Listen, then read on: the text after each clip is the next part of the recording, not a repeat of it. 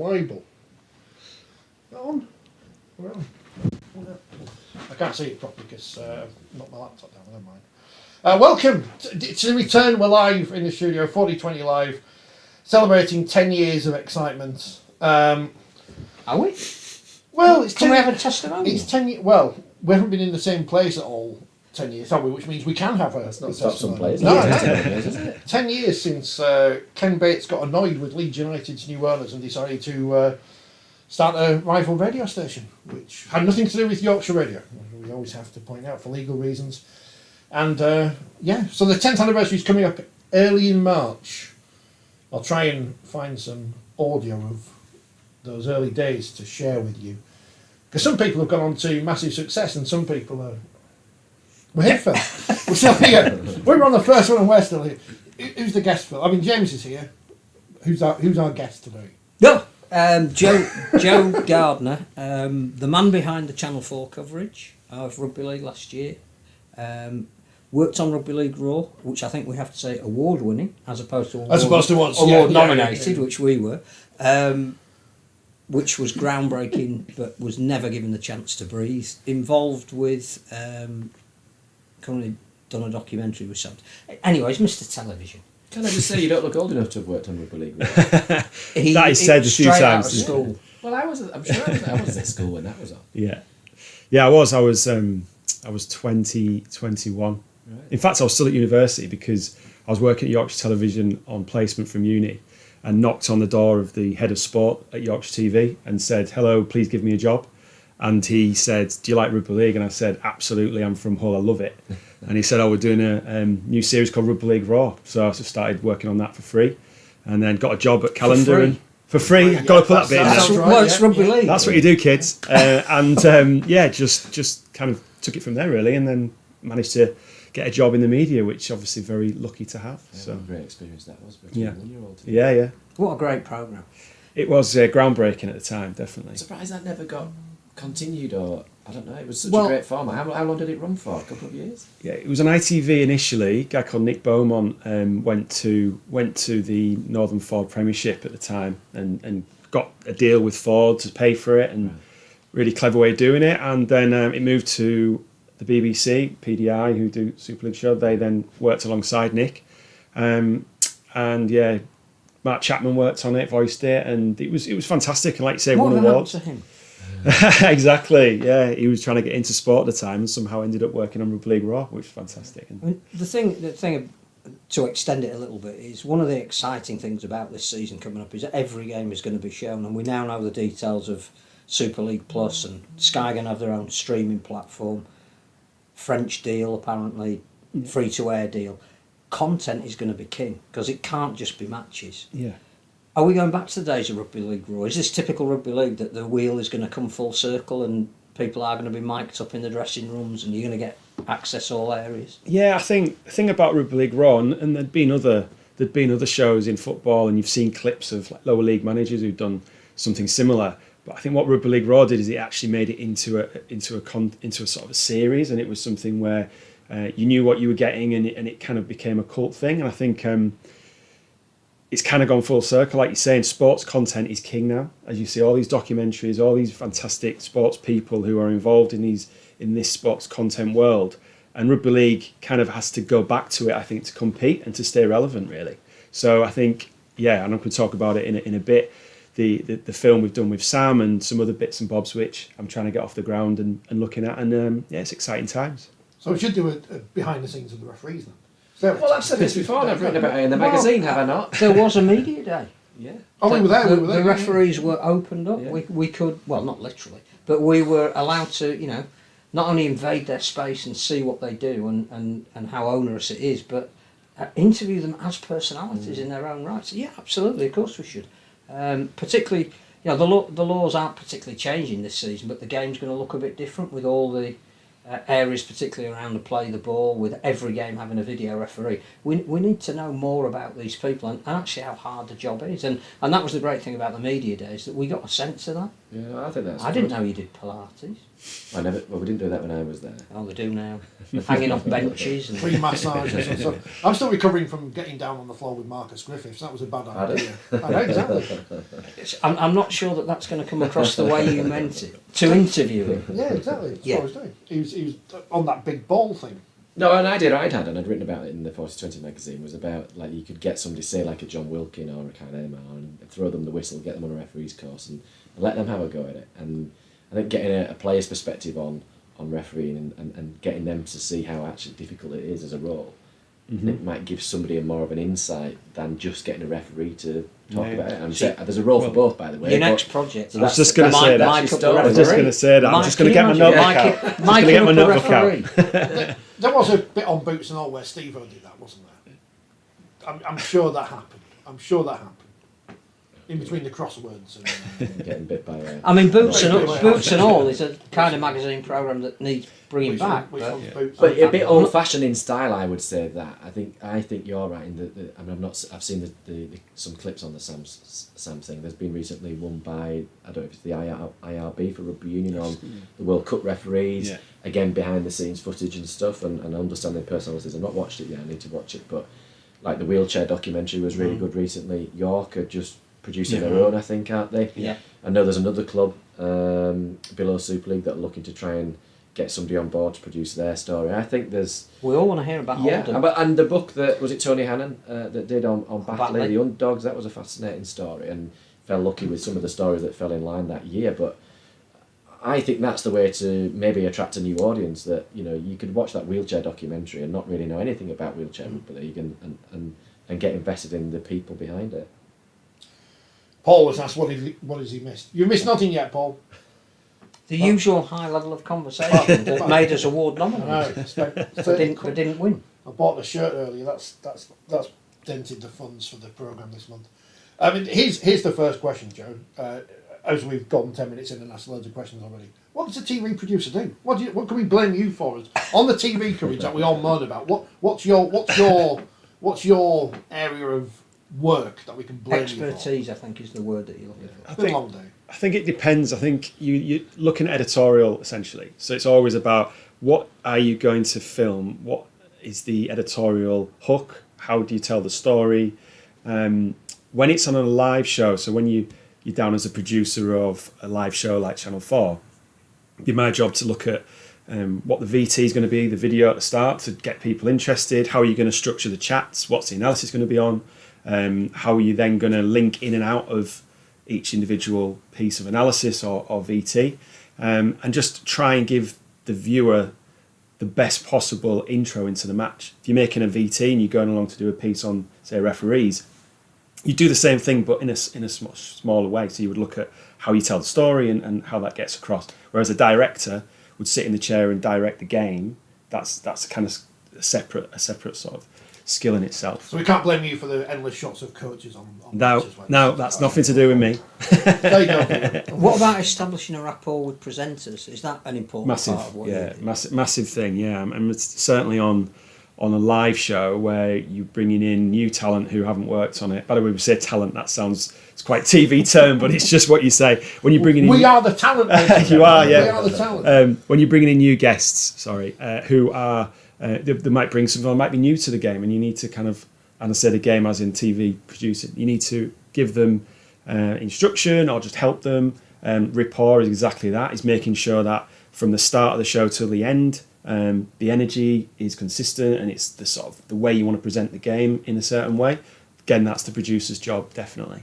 So I think some of the way that Channel 4 produced it was deliberately different than what Sky did it. And I think this idea of having your presentation in the corner of the ground at pitch level, that's caught on. Sky have sort of copied that.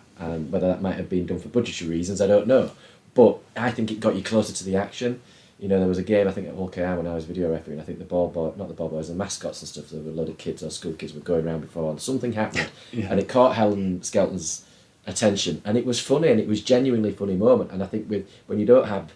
If you have a studio, you lose that. So it was something like that. Would have that been... Yeah, definitely. I think Channel 4, their strapline is altogether different. So I think the key thing was to embrace that, I think, and obviously having Helen and Adam, who aren't your stereotypical rugby league presenters, brought something new, and I think we just tried to embrace that and make sure that anyone watching that coverage for the first time would maybe think, oh, this is a bit different to how I've seen it before. And that's not to say we were trying to be different to anyone else, but I think it was just to embrace the people we had, the channel we were on, the time we were on as well. 12 o'clock's quite a different time, and I think we were able to say, right, let's go on the pitch, let's make it feel raw, feel different, make everyone at home feel like they're maybe part of it and not in a studio. And like you say, she poked someone in the head with her clipboard, and Adam's, people coming over and hugging Adam, the mascots and everything. So it was great fun. Was it deliberately more casual?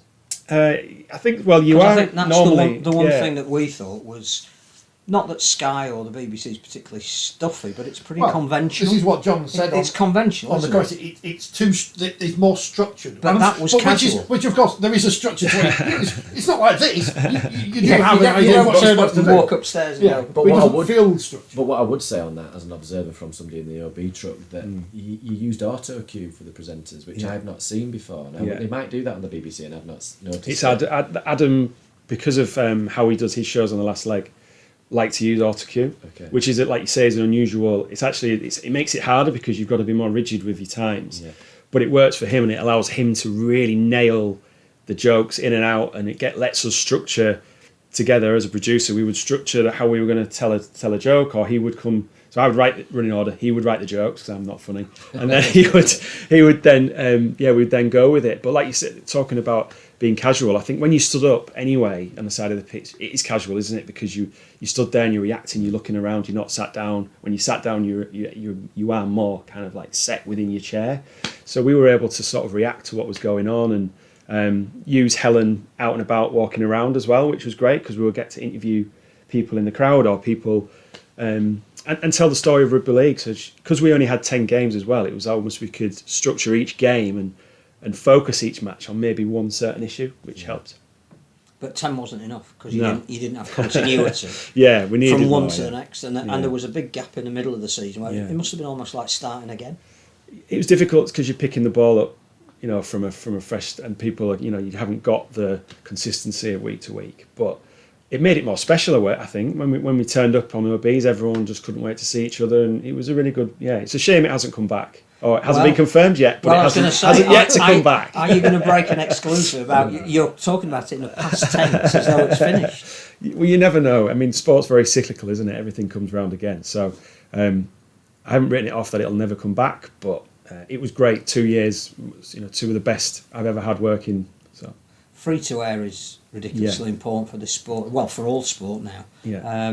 So whether it goes to Channel 4 again, or whether it's the BBC, which is heavily rumoured this time, that's probably more important to the sport than even getting money out of Sky. Yeah, because of the eyeballs that you can get. I think get. so. I mean, Sky are incredibly important because of the money they provide, and there is no rugby league without Sky Sports. I think the game does need to be on terrestrial television in some way because that's where you see the most eyeballs. That's where the game is a window to the communities which we don't reach. Rugby league has to fight harder than any other sport to get the recognition that it deserves, and I think like terrestrial television allows that, and people will watch it and go, "Wow, this is incredible." So yeah, fingers crossed. The BBC deal goes through and more people get to watch the sport. I guess the thing about the BBC deal is you're responsible for narrative. Yeah.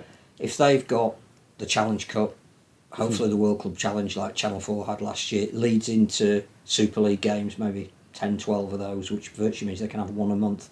They've then got Wembley, they've got highlights of the grand final, and they've got internationals at the end. We can tell a much better story. That's what we need. Yeah, I think if you're a viewer and you pick it up, I think 750,000 watched the first game on Channel 4, which is an amazing number for Channel 4 and sport in general, but rugby league. It just wasn't on enough for people to stick with it, And on that day, I think Man United were playing. There was horse racing as well, which was incredible that rugby league had done that. But I think we just didn't quite have enough games. I mean, the BBC has everything around it. It has the radio, it has the website, so it can help promote outside of just the game itself. It felt like it needed to be on every second week to me, at least. Yeah. At least the odd. It helps for numbers, definitely. Was there ever any reason there wasn't a highlight show on Channel 4? Because you had this bizarre thing where you're showing live games and then the BBC have got a highlight show at midnight on a Sunday after repeats. In the North End. Yeah, I think it was an existing deal for the Super League show, and I think the Rugby League deal on Channel 4 came very late. I think it was November or December time, so I think that's why that was. But I've set enough people today, so I'm not going to read Paul's message out in full. But did Channel 4 get lucky in the fact that all the talent you had on screen seemed to be universally loved? You didn't seem to have anyone who people disliked on screen. Oh, come on, Sam Tomkins. Apart from Sam Tomkins. Couldn't say him later. Joe. Apart from him. No, I think that helps not being on every week. I think sometimes people can become quite bored with certain voices, and then sometimes you don't know what you've got until it's gone as well. And I think, but I do think, and I'm biased, but I think the guys we had on were fantastic, and I think we really sort of managed to get them gelling together as a team. Adam's a fantastic person to work with.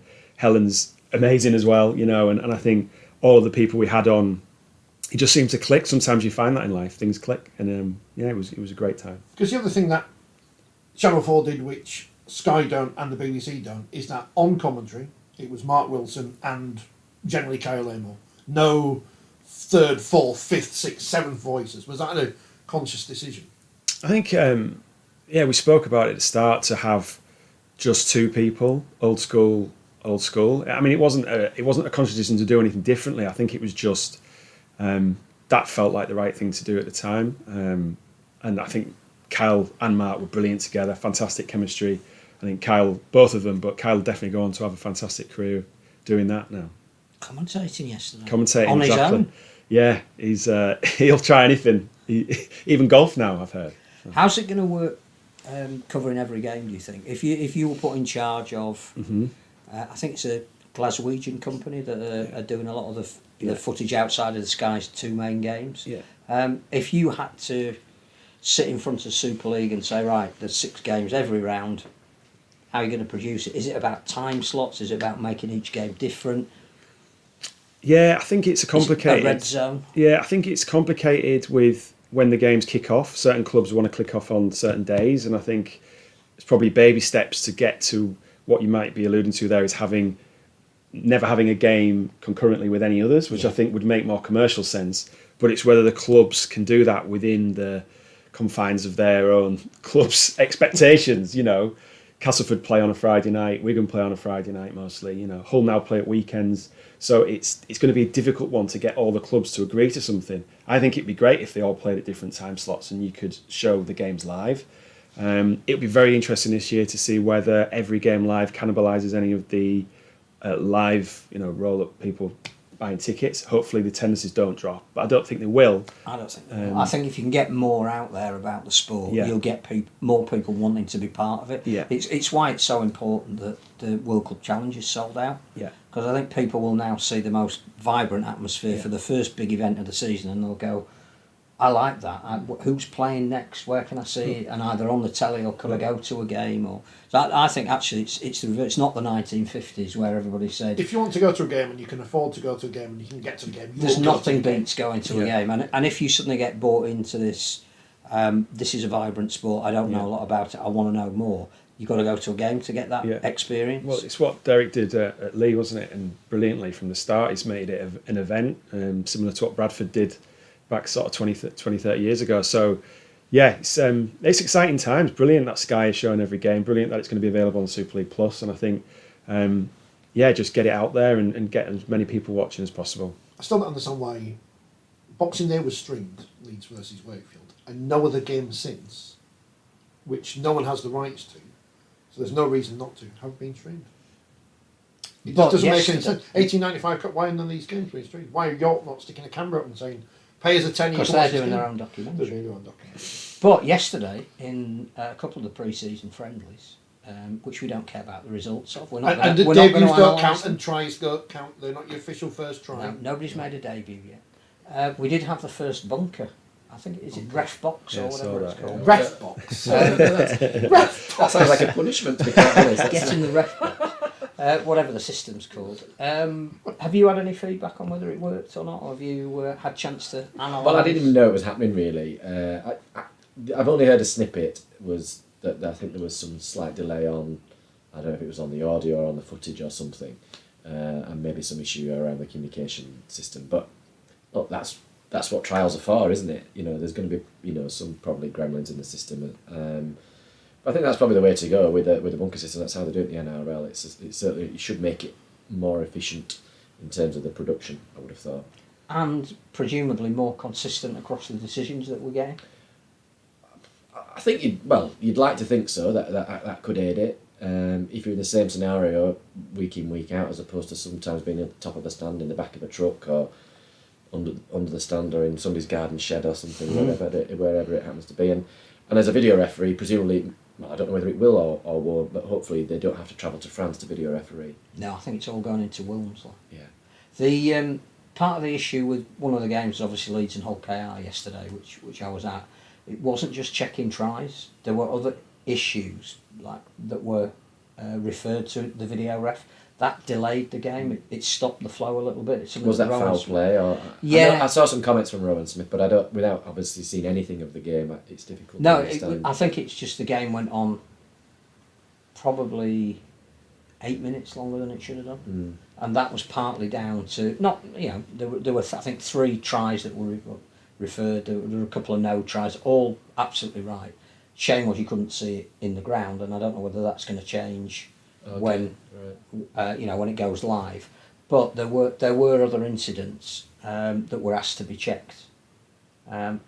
Should we do that? I mean, we know all the fun with VAR at the moment. Well, I don't think there's been a fundamental change to the on-field policy. I've not seen the 2024 on-field policy, so I don't know the answer to that. But I'm not, in terms of the press releases that have gone out around laws and interpretations, yes, they've changed laws and interpretations, but foul play was always a big factor for video referees. It was usually try, no try situations. The very occasional, the ball's gone into touch, can you just double check who it's come off or whatever?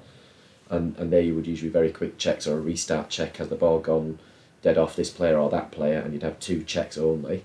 But foul play was a big part of it. So I don't know, without having seen the game, was it a case the game was stopped anyway? We've got a dead body, as it were. And we're going to check how this has occurred. I'm guessing that. Yeah, but if there were delays in the bunker, then that's probably contributed to it. Yeah, and I think the issue was if the crowd can't see what's going on, that leads to a level of frustration. Yeah, and that's been one of the things with the VAR system, hasn't it? That I can't believe in this day and age, with all the football grounds that we've got and the money that football's got as a sport, that they haven't got that in the ground. I think in some ways it probably aids the safety of the match officials that they haven't got the replays. But I would imagine from a spectator point of view, particularly as we've become accustomed to seeing the replays, to then suddenly not see it, you're going to get frustrated. Were there any late running games on Channel 4 you had to be off the air pretty much as soon as the hooter went? Yeah, there was it was at the Queen's funeral. I think it might have been the day of the Queen's funeral. We had to be off air very quickly.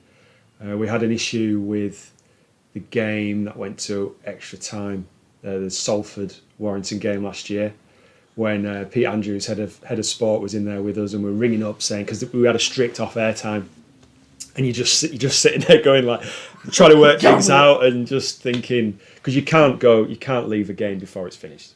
But if you've got to leave because something has happened, but we got out in the end. I think what they say to you is you can either have half an hour, so you've got to fill for half an hour, which is a long time in television time, or you've got to get off, and luckily we got off very quickly. But it's good otherwise fun. Colombo gets Badly enough filling half an hour on radio, let alone half an hour on television. Can I just ask that? You said you're from Hull, so are you a black and white, or a red and white? Are we allowed to ask that? Well, I've got to say, when I'm working, I put it to one side, obviously, professionally. But we have no favourites here, obviously. No, I'm from the black and white side. Okay. Yeah. So what's the radiator going to be called? Because that is the only thing that people are talking. Never mind, there's a new season starting. It's got to be called Rads, hasn't it?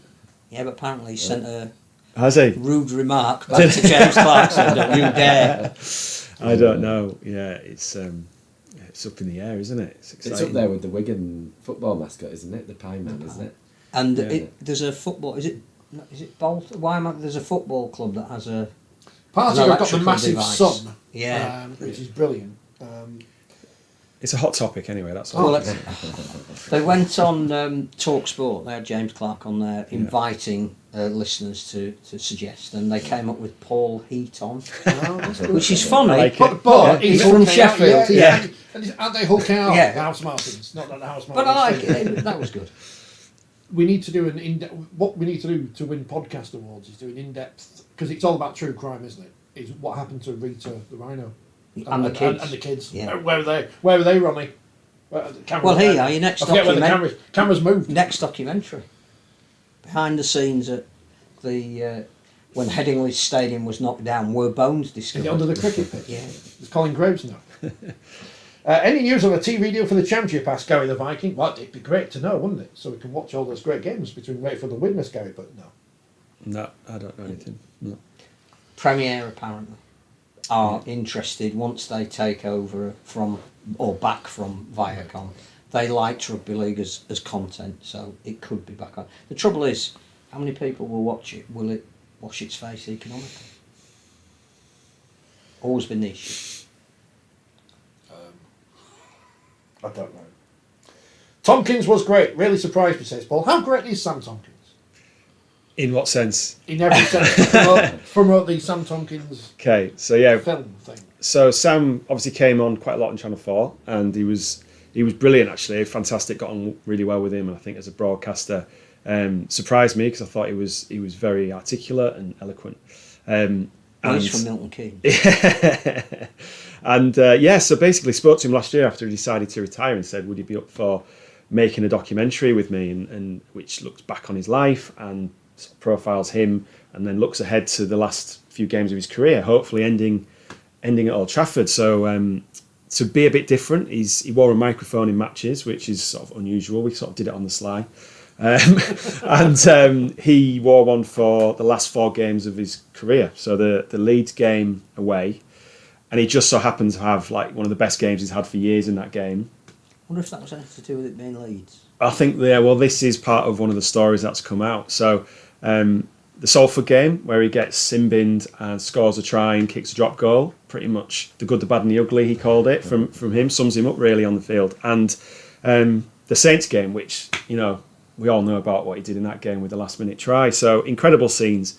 And actually not winning it was sad for us because, we wanted him to go out on a high, but actually the story of sort of the pain of loss was amazing. He's been so open. He's been fantastic, and some of the insight we've got, which you wouldn't usually get that from a top level player, has been fantastic. So yeah, I'm really excited for the launch of the film. Which is when? So we're going to do a night on the 28th of February at the Edge in Wigan, which is tickets are on sale now, as you have to say, at 𝐓𝐡𝐞 /The Edge, and basically we've got an all-star cast for a Q&A. So we're going to do Jenna Brooks is presenting from Sky Sports. We've got England coach Sean Wayne, England captain George Williams, Josh Charnley, and Tommy Makinson, who all feature in the film. We interviewed them all, or he meets them within the film, and they will talk about incidents that feature in the film, but also that they were involved with Sam. Sam will do the Q&A as well, but it's a brilliant venue, huge, 1,000-seater can hold up to, red carpet, champagne reception, but we're also obviously going to watch the film, and I just wanted to basically put something on, or we wanted to put something on where fans could come along and celebrate. Sam never had his own testimonial, so it's a sort of event to celebrate his career, I think. Can you sell that kind of product to Amazon Prime, who are known for their Netflix now are not interested in live sport, but they love sport documentaries, Simply Plus, all of these areas? Is that now open to you if you've made a documentary like this? Yeah, you would normally we've sort of done it the other way around. You would normally have something commissioned, paid for, and then made it. Whereas Jam Films, me and business partner, we've essentially funded it ourselves because we just wanted to do it basically. And Sam's come on board and been fantastic to wear the mic, and everyone who's been involved has been great. The ideal would be to have it on Amazon, have it on the BBC, have it on Channel 4, Sky Documentaries. We'll have to wait and see. But I think we're going to do another screening hopefully in London where we'll invite TV executives to come along. And try and sell it. I mean, for me, rugby league is the best sport. It's got the best characters. It's got the best communities who play it, people who live and die by it. And I think we need to get those stories out there. And I think for me, love him or hate him, Sam Tomkins has got. He's sort of been this person, the pantomime villain on the field, but also he's backed it up with his performances. But his story of how low he went, and I think if you watch the Ronnie O'Sullivan documentary and the mental health side of things and understanding why he was the player he was on the field and why he maybe had that temperament, is something that comes out in the film, and it's really interesting. Sounds fascinating. I would love to watch it. I mean, How was he with you? Well, it was a challenge on the field. It was a challenge, but you know that. Yeah. You know that, and that probably comes across in the documentary. Yeah. You know, I've had plenty of conversations off the field from him, and this is a slightly different. I'm not saying completely, but he's different bloke. Yeah. I think some people are like that. You know, John Wilkins probably a little bit like that. He crossed the white line, and I think by his own admission, that sometimes he just, no matter what you said, it was black was white or whatever. It was a challenge. I go back to I think it might have been one of the first. I forget what did we call them? Not the All-Star games, where the Exiles. The Exiles games. I think it was the first one, wasn't he? He got booed at Headingley. I was on the line. I think It's one of the reasons why I love league. Yeah. Well, great segue, because that's a big part of the documentary, and I obviously don't want to give too much away, but we go heavily into that, and I think it's that's an amazing story in itself, being booed by your own fans and what effects that would have on you as a young bloke at the time. So yeah, you were there on the day. Was it audible then? Yeah. Completely. I mean, obviously I was on the line, so I was Yeah. in front of the south stand for one half, in front of the north stand, so you couldn't help but hear it. But all I would say to Sam is, imagine having that everywhere you go as a referee. Yeah. But no, I get the point. When it's your own fans, you don't expect that. And I would say from that point of view, that's almost the low. But I would say he turned it round. That certainly his appearances on Channel 4 presenting or as a talent guest, whatever you want to call him, I thought it was great. And again, the more you see different sides of people outside of their usual environment, you can understand that individual a little bit more, and you see a different aspect. So I would say, you know, he wasn't getting booed towards the back end of his career, was he, by opposition fans? I think people recognise him as a little bit of a pantomime villain, really. Yeah, and he played up to it. I think he definitely completely. did, but it's his will to win. I've never met anybody who just wants to win as much as he does, and I think he crossed the line, and he would say that, but at the same time, he's doing it because he just wanted to win no matter what, but because he backed it up with the tries he scored in big games, you know, he went over to Australia, and he's always done it. So fair play. When's the premiere in Perpignan? Because that's the champagne reception we want. That's actually been dubbed into French. We will do that, and that is going to happen. Yeah, I was out there last week filming the last bits for the documentary, and in his vineyard. In his vineyard, yeah. In his vineyard, and we are going to do a showing in France because a lot. The first clip we put on the Jam Films Instagram, it was interesting because we had hundreds of people in France saying, you know, this looks amazing, can we see it, and messaging him, which was great, you know. And I think some of the clips we've put on have been seen by over 200,000 people, so that's also great for the game. And we haven't really even started promoting it yet. Yeah. So How many people do you think have sent messages to Sam asking how bitter his wine is? It must be in the especially from the Leeds postcode area. Does he speak French in the Yeah. Great. Yeah. I always Without a Wigan accent. Well, I always found it funny listening to Michael McAlorum speaking French. I don't know why. He does have he's not even from Wigan, but he does have his accent. Yeah. As does Steve McNamara. Just think about other former sportsmen who've tried to speak French in the past, but we don't want to speak about them on this programme. How many times has it been on the front cover of the magazine? Because he was on the first one. Well, that was the thing. That was one of the things that very first magazine in 2012. The question is being asked: is he a niggly player? So it's gone back throughout his entire career. What's going to make this stand out to the non-rugby league fan who is a sports documentary nut? Because there are about 1 million of them out there. Everyone's got a documentary about whatever now. So what's going to appeal to people about Sam Tomkins' story outside of rugby league? Good question. I think that was the thing that we needed to hit, because the average person who likes sport isn't going to watch a rugby league documentary unless they are gripped by something which is different and new. And I think him wearing a microphone in the grand final is incredible, and him doing what he did in the Saints game wearing a microphone, him, you know, having go at other players, getting sin-binned. These are the clips which I think are going to help sell the documentary outside. But it's the human side as well. It's the mental health side. It's what he went through when he was told in January he would never play again. He had to go under the knife, and He was told he shouldn't play, 5% chance. I don't want to give too much away. But so I think it's the human side, and I've had conversations with other companies trying to maybe speaking to Netflix and trying to see whether we can get something off the ground. And the thing that they always say is human stories. The sport we have got covered. Rugby league is an incredible thing to watch, but it's finding those like human interest stories which will appeal outside of this bubble that we all live in, the fight club that is rugby league. Paul's asked how you funded it. It's self-funded. Yeah. We've seen players wear microphones before, actually, on BBC Challenge Cup games, haven't we? We have. They didn't do that for very long. I wondered whether... Is that because a certain player, I'm not going to name, completely played up to the camera that was like going a bird? That was going to be my question. Did he have long hair? Yeah. Possibly. Yeah. Possibly.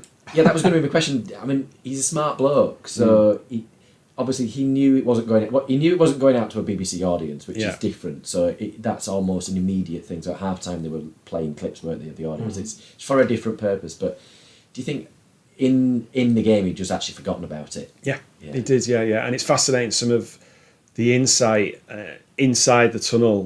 Before the grand final, the grand final sequence obviously is. And at the end, but yeah, he didn't. He basically said he just forgets. Yeah. I mean, that's what he said. And he obviously had 4 of the best games, or 3 of the best games he's had. I think you would do with the microphone. It's not something that's noticeable. It's probably way on. It was Like just the here. camera on your head. He was just on his back. Right. We just basically he just sellotaped into his back, and he was doing that before games. Which again, I still can't believe a player of that level. He's just sellotaping a microphone to the back of his shirt. Well, we used to wear a GPS at the top. But he's doing that. There's not many sportsmen who would be.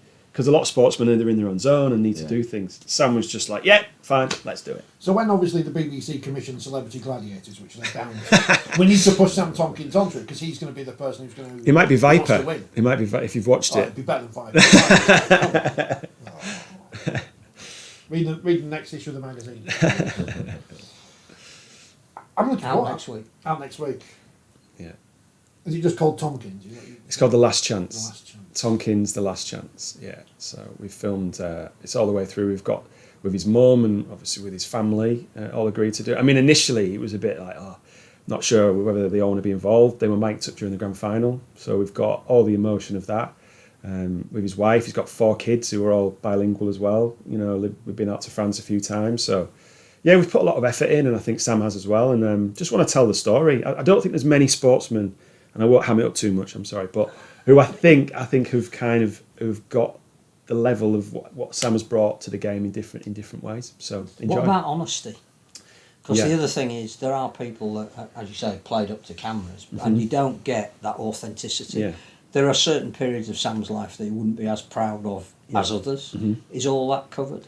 Yeah, we talk about the difficulties that they've been through. I think he is an honest person. Like he's what you see is what you get, as they say, and I think he would never shy away from being who he is. I think, it is an honest tale, and it's warts and all. So enjoy, please. If you watch IMG it. are obviously trying to push players and individuals, and with this marquee rule, I understand that they're now sort of tagging on to that, the requirement for the marquee players to sort of be. Make themselves available. Yeah, and they're getting clips out there that they can then use. So is this another aspect of that? Do you think that IMG can sort of adopt this as a model to grow personalities? Yeah, I think it's great to have the stories, and Rugby League has those stories. I think we probably have a few less players like Sam in the game than we used to maybe when I was watching it in the 80s and the 90s in terms of that authentic characters. That's not to say we don't have brilliant people in the game, but I just think it's probably just the way that sport is nowadays. Things are sanitized. It's sanitised. a professional sport. Yeah, it's sanitised. You don't have that same worldview. Yeah.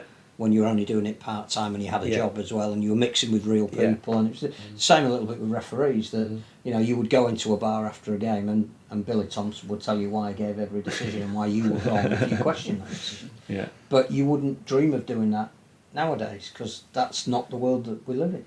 No, although I don't know if Sam would have been there that night. There was a couple of nights when I've been at Catalan and we've stayed in the bar and it's been gone 1 o'clock in the morning by the time we left, and I'm not a big drinker. Somebody's Bernard's playing you for the next time that you come over. No, they probably lost Catalan. Catalan's a strange club in some ways. That I've been in that club I can't remember which game it was now, that it was particularly controversial, which most of them were when I was refereeing in Catalan, I have to say. Wasn't the Warrington game, was it? Oh, God, no, let's not talk about that. But they had an old guy that was behind the bar with this beard, the grey hair and stuff, and every time, no matter whether they won or lost, I would walk in and he'd go... And he goes on the podcast, and he liked you. that simulates the guillotine. He liked And you. then the next thing, he'd just smile and I'd smile, and it was great. So, for me, that atmosphere that you have at Catalan, where you can go in the bar and you can have conversations with both sets of players if they choose to go in. A lot of the away team don't, but that's what it's about. And I've had conversations with Helen 𝐓𝐶𝐞 in there and stuff when she was out there. And for me, that's a big part of which we've lost a little bit towards the back end. Certainly post-COVID, referees lost that interaction with players. So what about miking up a referee? Well, they've got it mic'd up every week, every game. No, but actually making it publicly audible in a documentary series and all People that. get bored of hold go. No, but it's when you call people Bring back over. Thierry. Bring back in. Yeah, well, I think Because the one thing we say that's gone is that relationship that referees had with players. But those conversations are staged, and referees are conscious sometimes when you bring a player out and stop the game to have that conversation. You're conscious that the camera is probably going to be on you, and it's an opportunity to deliver a message in a certain way that puts a player in a corner. So I'm not sure what you'd get from it in that situation. It's hard to get somebody who's constantly used to being on a microphone to get them to open up in a different way, if you understand what I mean. Whereas a player, we're not used to hearing what players are saying, so I think it's slightly different for referees, which is why my idea of somebody doing the role that's not used to doing the role and getting them to sort of convey, actually, God, this is a difficult job. Yeah. We got that impression at the open day with the referee. Nothing was hidden. So seeing what they went through in training and being able to talk to them about how hard the job is, suddenly you get a completely different perspective on why your default position shouldn't be criticism. I mean, we had Gareth Walker actually come in a number of years ago. He came in when we were at Red Hall and observed for a day or so and joined in some of the sessions, which he found tough. So I'm a big believer in that. I mean, Wigan are a good club for some of this, aren't they? Certainly, I think this year they've opened up with their media day. They opened up the whole session, the whole day, similar to probably what the RFL did. And then last year, I think they did things, didn't they? Where I think they had the camera inside they had John Wells in the dressing room, I think, at half time, and they were on initiatives the like bus that as well when they go into games. Yeah. So I think where organisations, not just it happened to Rugby League, where you can open up and let people in and see it, they have a better understanding, don't they? Team buses in the 80s would have been interesting. Les says, if there's no deal in place, I've got to remember the cameras up there. Why can't clubs show their own games? I don't know, Les. I'm sure they can, but they don't want to. So I don't understand. Especially with these 1895 games. I don't understand why clubs aren't doing anything with them. I don't understand why there's only been one friendly, which was on our league. So the 1895 Cup, it seems to be a bit of a...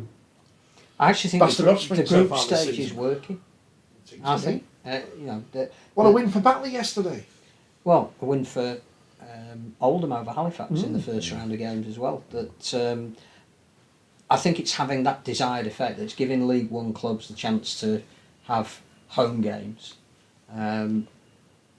There's been a few blowouts, but actually it's been quite entertaining. Swinton have started well, so just say that for Mr. Kellner in case he's watching. Rather than sort of like go into individual teams, do you think, because you've worked with IMG, and one of the things that they've been criticised for, and we've mentioned it on the programme as well, is that there doesn't seem to be signs of progress, that a lot of what they do has been behind the scenes, that now we are starting to see the benefit of joining up with a global media partner, that having Sky agree to film all the games. Yes, they dropped the price of the rights. We're now seeing the fruit of that. As you mentioned about making players front and centre, we've got now common branding, haven't we, amongst the men's, women's and wheelchair Super League, all on the same website. The player card game, which you understand and I don't. Well, I understand it exists. But this when it comes, we're going to do a podcast about it. But this new fantasy idea that, again, the data says a younger audience wants to get involved in almost like, to me, it's top trumps, but it's fantasy. That's what it is. Yeah. Is this all the start of IMG actually making a difference in rugby league? Yeah, definitely. I think that it's a very tough job to come into a sport like rugby league and change things overnight and do it and be universally popular when you're doing it. I think they went about it in the right way in that they asked questions and they asked all the clubs, all the fans to make recommendations, and then made their own recommendations, which were then voted in democratically. So, yeah, I think it's a really tough sport to turn around, and we all hope it does and it flourishes. I think what they've done, I think, really well is they've made clubs look at their digital output and do more. And you see all the clubs online are doing more. They've got cameras at games, and they're doing a hell of a lot more. And I think that's been a positive. Our company did the last 2 years of promo shoots for the game. So last year, we did neon lights, and we did something similar this year. And they've been great at helping roll that out. And I think it's all part of just all the companies just talking to each other to try and get a common goal, which is get more people watching rugby league. We need to get some lights to do a promo for $20. Strip light sideways. I'll do it for you. Turn that on and off. It's like Wakefield the other week. Where were we? Phil says, not that one. We've had the likes of 𝐓𝐸𝐤𝐬𝐬 and Chariots that were well known to non-rugby league fans in the past. Is there any of the current crop of players that we could elevate to that status? I'm surrounded by Union fans, and none of them have heard of Jack Wellesby. And which goes back to the fact that we can say about the Six Nations Week. Never heard of any of these people anymore. Blah blah blah and whatever. I think Wellesby's one. Yeah, that was the guy I was going to say. So we interviewed him for the documentary, and I think if one player is going to follow in the footsteps of someone like Sam, it's him, because he does similar things on the field in both ways. You know what I mean? He's not afraid of pointing at Hull fans and saying, "Come and have a go if you think you're hard enough," almost, and he loves it, and he says that. So.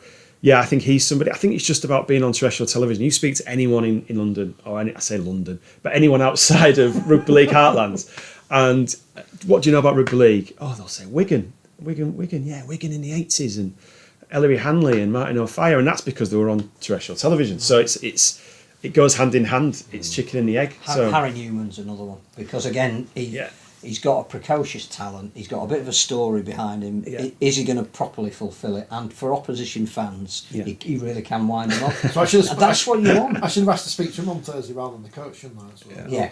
I'll change my mind. I forgot the great thing about IMG's democratic process is now people saying, well, actually, maybe money should be worth less than performance on the pitch, Derek. That kind of thing. It's good. We're running backwards. We like all this. Oh, actually, no, we don't. The big news, though, today, and I don't know whether IMG have had a hand in this, is that we've got a new beer sponsor. Yes. I've never heard of them, but then I don't drink beer. So what does but the great thing about that is you've never heard of it. It's not Heineken, and it's not it's a German beer that's from 1308. That's not like Heineken. I'm going to have to go to the AKB. Where's Carsten? Yeah, Carsten. It's a Bavarian brewery, isn't it?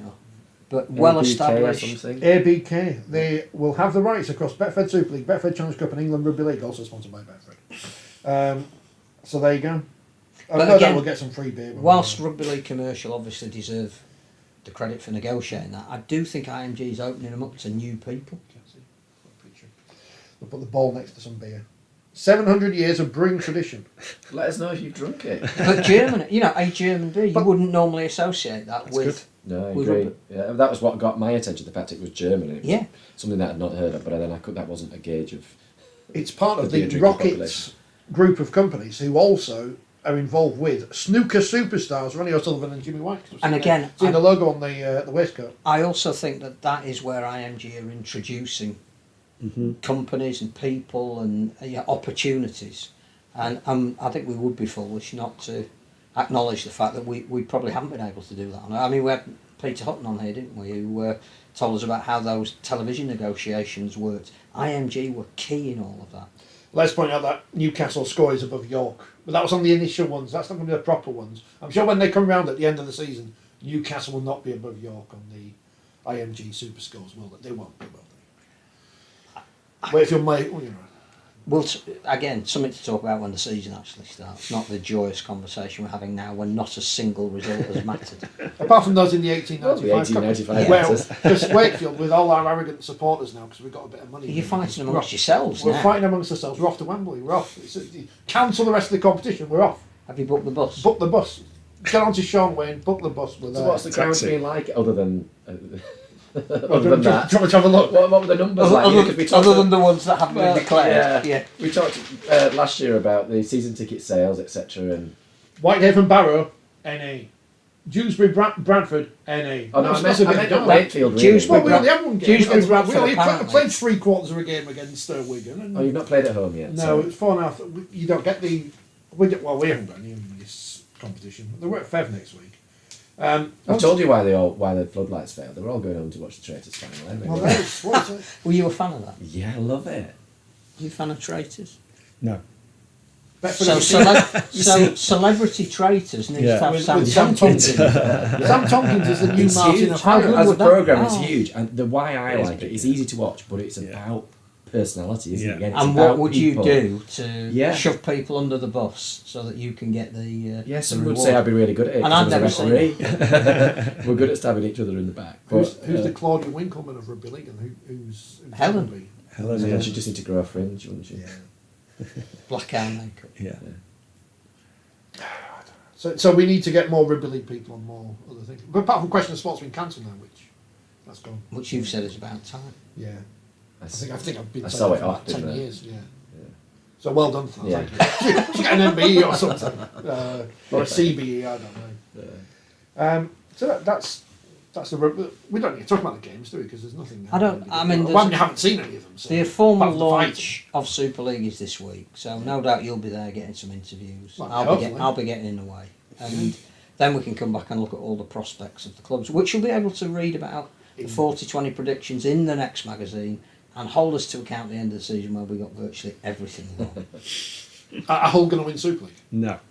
I mean, again, I mean, I've not put the Hull clubs down. pre-season means I don't nothing. think But so. that wasn't a great result yesterday. No, I think Wigan. I was at the game yesterday. Looked very, very good. They've What was got the whole team like? Was that their first half. It was Strong 6-0 at half time to Wigan. Okay. I think it was quite equal. To be fair, I think Hull have definitely improved down the middle. It's just I think and this happens in pre-season friendlies when you bring on some of That's why you some can't fringe put players, anything into it changes the game. And I think Wigan have got some fantastic youngsters. They've got a brilliant pack. So yeah, I wouldn't look beyond them. But when it comes to grand final time, you never know, do you? Well done to Wales. Beat the USA Wales? twice in 2 days Well, a day and a half. at the Myrtle Beach Sports Centre. But 52-22, more 78-24. importantly about that is USA Wheelchair hosting their first ever games, because that could be anything. I know we'll talk about Las Vegas as we get a bit. In fact, while you're here, it'd be remiss not to mention Las Vegas. What sort of an opportunity is that for the game? Incredible, yeah. If we get that right, and the we at the moment doesn't include Super League, which is a shame, Mm-hmm. but if the sport gets that right, that must open massive markets for you as a broadcaster. Yeah, absolutely. I've got friends who work at Fox. He's from Salford actually, one of the producers of Fox, and he. Yeah, I obviously offered myself up. If you need me to go there, I'll happily go there, mate. Yeah. But yeah, I think that the key difference is obviously the NRL's got a lot of money and they can make the game. They're going to make a lot of money if they get it and right. I think they will. I think like they're sending over a lot of their on-screen talent. They're going to do programs from out there. I don't know if you saw the other day, Tom Brady was over and Yeah, that was amazing. incredible. And that's what the game needs, you know. David Letterman, Yeah. who still has a cult following, saying, "I've bought South Sydney Yeah. Rabbitohs with Billy Crystal." Yeah. You can't buy that sort No, of publicity. it's brilliant, isn't it? And I think, what would stop rugby league? British rugby league going out there. Well, that's and I the think- next and I thing. think We have to find a reason to be Yeah. part of this. there was the game between Warrington and Wigan not so long ago, and why can't we It's a repeat long that? time. Yeah, why can't we? There was a big brawl in that game, Yeah. wasn't Yeah. there? That's all. I'd love to repeat that. So yeah, definitely worth amazing. looking up that on YouTube Yeah. just for John Milwaukee. Holsworth, who's referee. But is there any reason, for example, that the World Club Challenge, which Mm-hmm. is great that it's at Wigan, it's wonderful that it's sold out, and it's a real boost for the start of this Super League season. Should we be looking at taking that Mm. Yeah. to Vegas over the next, at 100%, one point yeah. over the next 4 or 5 years? That they're there? Absolutely. But I think it should be done in a a strategy around setting up a game over there, like a league over there. Let's not sort of go to Canada and do something then leave. Does it? You know. But does it? Can't you just send the elite sport over there once a year and Like get a the NFL? following? Yeah, like the NFL do here. But I think this is all part of the content conversation, because if you come up with a strand or a series that's on Netflix, Americans can watch the game. It's having the vision to think 10 years into the future. If we can start making content, selling Super League, people can watch Super League Plus over there. You just need to market the game in the right way. The NRL's advert had a really simple message. It was like, what was it like? No helmets. Basically, people just smashing into each other. Americans would have watched that and gone, oh, yeah, that looks good. That looks good to me. Can we get Taylor Swift there? Well, I've got a number of you. That's the next thing we need to do. Is we need to keep saying this, we need to marry off players. I've said in the past, you know, Sam Tomkins would have been the idea. Celebrity endorsement as well is absolutely huge, because, say, Brady throwing that ball to Reece Walsh, what was it, in some, it was in Brisbane, but it was at some dinner. Yeah. And it's half the length of the... It was on the money, the room. not surprising, but... Well, Have you deflated it beforehand? Walsh timed his run to bed. There was a lot riding on that, because a lot of people were eating dinner. You know, Yeah. It could have just caused devastation in that room.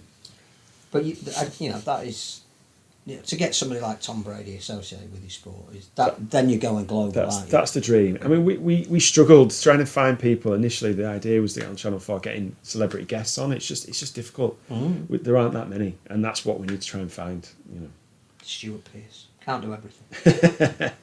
Still trying Jay McDonald. Now in the championship. Do we have any celebrity fans anymore?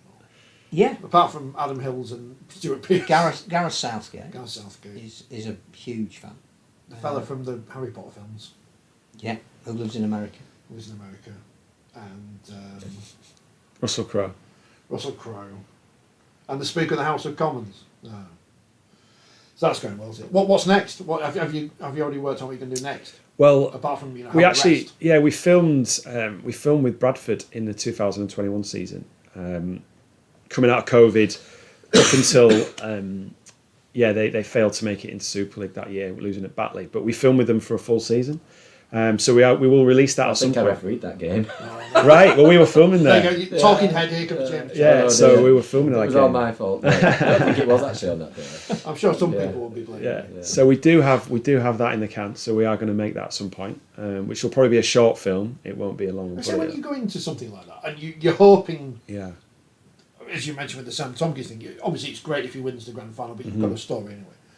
When you do something like that, where you're with a team for the whole season, and then they don't Yeah. achieve what they're supposed to, how frustrating is that? Because you can't affect that. It is, If you're a yeah. fiction writer, you can end the story however you want, but you can't end the story how you want. I think if you're working in, say, Sunderland Till I Die, it's a perfect example, right? That each one of those episodes was over like maybe £200,000 per episode, which is crazy. It was universally popular because of the stories. Rugby League is exactly the same, and actually we would get better access. So it's it's just a shame we're not football. So football can rely upon whether they go up or not, people will watch it. I think there was part of that, especially that season, where it was about telling the story of the rise and the fall, and then hopefully the rise. Didn't happen, but the story actually is going to be more about the championship level and what the players at that level go through, which is fascinating. The jobs they have, etc. We are actually in talks with I can't say who, but we are in talks with a Super League club to do a full season this year. Hopefully we can release something in the next couple of weeks. But Just on that's the Bradford one, exciting though, thing. because that was 2021. Does that matter that was 2021 and it's now? Well, that's why years we'll on? change. So it's less about the season, Okay, and it's more the about story about- the story of Bradford, which is a fascinating story, the rise and the fall, how they went about it. Yeah. They started at Dewsbury and finished back at 𝐓𝐡𝐞. So there's a lot of other parts of that story, but a story which might not resonate outside of the Rugby League bubble, Yeah. but one that's a great one to tell. After the last game at 𝐓𝐡𝐞 until The next last game, yeah. Well, it's up for sale, isn't it? We're Well, all the supposed to offer's be closed excited. at the end of January, so it'll be interesting to see what happens. Well, you Mr. can find out, can't you? Mr. Your new Mr. position. Deadline, Mr. Deadline's putting all the podcast money. Could have That's bought it. Knight Frank that Oh. are dealing with that. So Yeah, you're getting Don't know. inside knowledge.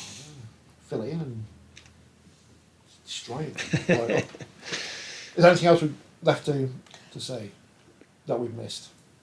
I think we're. I don't know about When you. we watch your film, and obviously in Wigan, but after that we just have to wait and fingers crossed we can see. Yeah, well, that's a good point. So we haven't got a place for it. Like I said, normally you would make something based around a commission and then have a commission editor look at it, and then it goes on the television. We're doing it the other way around. We're making the film and then selling it, and I don't see why we can't sell it. I think it's a great story. I just want it to be seen by as many people as possible, and I know Sam does. So I think he'd be keen to do a night in Leeds. Yeah, absolutely. No, I think he is keen. And I think look out for the clips. Look out for the clips, because I think all rugby league fans want to watch rugby league on television, and you know we've never seen a documentary based around one player. We've never seen that. It's never been made. No one's ever done it. So it's been amazing to do that, and hopefully it's going to be the first of many of these. Like you said earlier on, I think it's for the sport to grow. Let's make the stars of the players, and let's tell their stories.